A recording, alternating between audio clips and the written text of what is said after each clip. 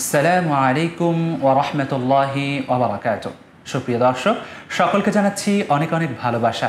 দুঃখ কষ্ট মানুষের জীবনের নিত্যদিনের সঙ্গী। এই দুঃখ কষ্টের দ্বারাই মানুষের জীবন উন্নত হয়, শানিত হয়।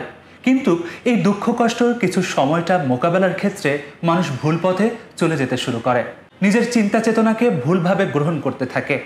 অথচ রাসূলুল্লাহ সাল্লাল্লাহু আলাইহি ওয়াসাল্লামও দুঃখ কষ্টের মধ্যে পড়েছিলেন, তিনিও দুঃখ কষ্টের মোকাবেলা করেছিলেন। আসুন আমরা জেনে নিই রাসূলুল্লাহ সাল্লাল্লাহু আলাইহি ওয়াসাল্লাম কিভাবে দুঃখ কষ্টের মোকাবেলা করেছিলেন আর কোন দুঃখ কষ্টগুলো তাকে স্পর্শ করেছিল। রাসূলুল্লাহ সাল্লাল্লাহু আলাইহি ওয়াসাল্লাম যখন এই দুনিয়ার বুকে আগমন করেন, তিনি কিন্তু তার বাবার আদর পাননি। ছোটকালেই তার মাকে হারান, দাদার আদরে লালিত পালিত হতে থাকেন। দাদার আদরও বেশি দিন তার কপালে জোটেনি। তারপরে চাচার কাছে লালিত পালিত হন। যখন নবুয়ত লাভ করেন, তখন তার নিজের বংশের লোকেরাও তার ঘোর বিরোধিতা করে। তার চাচা আবু লাহাব তার ব্যাপারে ক্ষুব্ধ হয়ে যায়। নানাদিক বিপদ তার দিকে ধেয়ে আসে। এছাড়াও যখন তার একাধিক সন্তান মৃত্যুবরণ করে, কাফেররা তাকে নানাভাবে টিটকারি শুরু করে। তার কিছুদিন পর অবরোধ শুরু হয়। শিয়াবে আবু তালেবে লাগাতার 3 বছর অবরোধ চলে। দুঃখ, কষ্ট, যন্ত্রণা, তৃষ্ণা এবং ক্ষুধায় অবর্ণনীয় কষ্ট অনুভব করেন। তায়েফে রক্তাক্ত হন, ফিরে আসেন আবার মক্কায়। মক্কায় এসে মক্কার লোকেরা তাকে হত্যার চক্রান্ত করে। শুরু হয় নতুন প্রচেষ্টা। আবার রাসূলুল্লাহ সাল্লাল্লাহু আলাইহি ওয়াসাল্লাম বাধ্য হয়ে মদিনায় চলে যান। সেখানেও শুরু হয় যুদ্ধ, বিগ্রহ এবং নানাবিধ যন্ত্রণা। সবগুলোকে রাসূলুল্লাহ সাল্লাল্লাহু আলাইহি ওয়াসাল্লাম মোকাবেলা করেছেন। এটির কোনোটি সাধারণ কোনো বিষয় ছিল না, ছিল পাহাড় সমতুল্য। কিন্তু রাসূলুল্লাহ সাল্লাল্লাহু আলাইহি ওয়াসাল্লাম একটু বিচলিত হননি, একটু ভেঙে পড়েননি, পাহাড়ের মতো অটুট ছিলেন। নবী করিম সাল্লাল্লাহু আলাইহি ওয়াসাল্লামের বেদনাবিধুর এই জীবনের বাঁকে বাঁকে আল্লাহ তাআলা সান্ত্বনার বাণী দিয়েছেন কোরআনের আয়াত দিয়ে, কোনো সূরা নাজিল করার মাধ্যমে। আল্লাহ তাআলা যে সূরাগুলো এবং যে আয়াতগুলো নাজিল করেছেন, তার মধ্য থেকে 2টি সূরা হলো সূরাতুল আদ-দুহা এবং সূরা ইনশিরাহ। এই 2 সূরা কোরআনের সবচেয়ে মোটিভেশনাল সূরা। যারা হতাশার মধ্যে নিমজ্জিত, যারা কষ্টকে, নিজের জীবনকে অন্যভাবে দেখছে, তাদের জন্য আশার আলো দেখায়। এই সূরাদ্বয়ের মাধ্যমে আল্লাহ তাআলা নবী করিম সাল্লাল্লাহু আলাইহি ওয়াসাল্লামকে বিভিন্ন নিয়ামতের কথা স্মরণ করিয়ে দেন এবং বলে দেন যে তোমার সম্মান বৃদ্ধি পাবে, তোমার মর্যাদা বৃদ্ধি পাবে। এবং চিরচরিত একটি সত্য কথা নবী করিম সাল্লাল্লাহু আলাইহি ওয়াসাল্লামকে জানিয়ে দেন যে অবশ্যই কষ্টের সাথে স্বস্তি রয়েছে। আল্লাহ তাআলা এই লক্ষ্যে বলেন, আলাম নাশরাহ লাকা সাদরাক, হে নবী, আমি কি তোমার বক্ষকে উন্মোচন করে দেইনি? ওয়া ওয়াদানা আনকা উযরাক, এবং তোমার বোঝাকে আমি কি নামিয়ে দেইনি?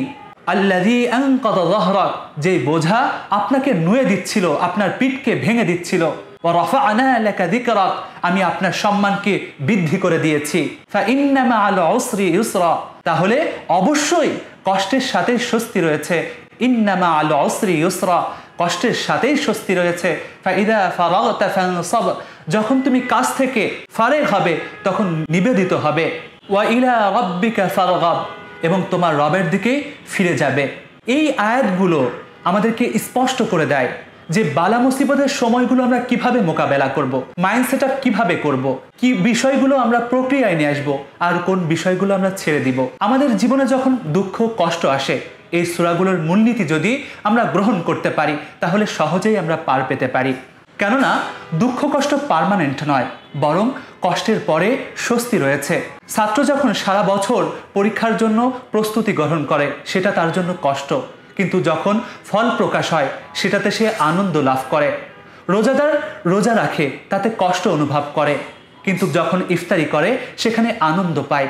মা যখন গর্ভে 9 মাস সন্তান ধারণ করে, তখন তিনি কষ্ট অনুভব করেন। যখন দুনিয়ার বুকে সেই সন্তান আগমন করে, সেই মেহমান আগমন করে, তখন তিনি স্বস্তি পান, আনন্দিত হন। ঠিক এভাবে দুনিয়ার জীবনে দুঃখ কষ্ট সহ্য করার পর মুমিন বান্দা যখন মৃত্যুবরণ করবে, সে তখন জান্নাত দেখবে। সে জান্নাতের নাজনিয়ামত দেখে সে সব কিছুকে ভুলে যাবে, সব দুঃখ কষ্ট এক নিমিষেই শেষ হয়ে যাবে। আল্লাহ তাআলা সূরাতুল ইনশিরাহ দুঃখ কষ্টের সাথেই স্বস্তি আসবে, এই বাক্যগুলো দুইবার উল্লেখ করেছেন। দুইবার উল্লেখ করে বোঝাতে চাইলেন, বান্দা এই বিষয়টি মাথায় রেখো যে দুনিয়ার জীবনে তোমার লাইফে যখনই কষ্ট আসবে তখনই এটা মনে রাখবে যে আমার কষ্ট আসছে, স্বস্তিও আসবে। দুঃখ কষ্ট ছাড়া জীবন পূর্ণতা পায় না।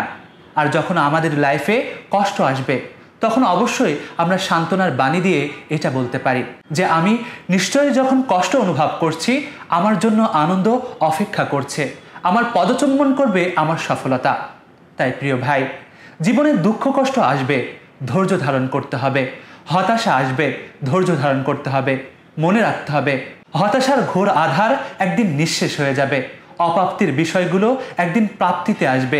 চাওয়ার বিষয়গুলো পাওয়ায় রূপান্তরিত হবে। সমস্ত কিছুই পূর্ণতা পাবে। সমস্ত কিছুই সফলতা নিয়ে আমার কাছে আগমন করবে। আর আমি যদি এই দুঃখ কষ্টের মধ্যে নিজেকে নুয়ে ফেলি, দুঃখ কষ্টের চাদরে নিজেকে লুকিয়ে ফেলি, তাহলে কখনোই আমি ওই সুখ পাবো না। তো ওই সুখের জন্য আমাকে দুর্বার গতিতে সামনে এগোতে হবে। তাহলে ইনশাআল্লাহ আমার জীবনে সেই সফলতা আসবে। আমি আপনি সকলেই ওই সফলতার মুখ দেখব।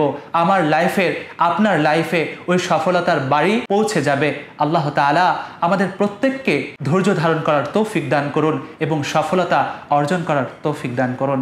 আমিন। আসসালামু আলাইকুম ওয়া রাহমাতুল্লাহি ওয়া বারাকাতুহু।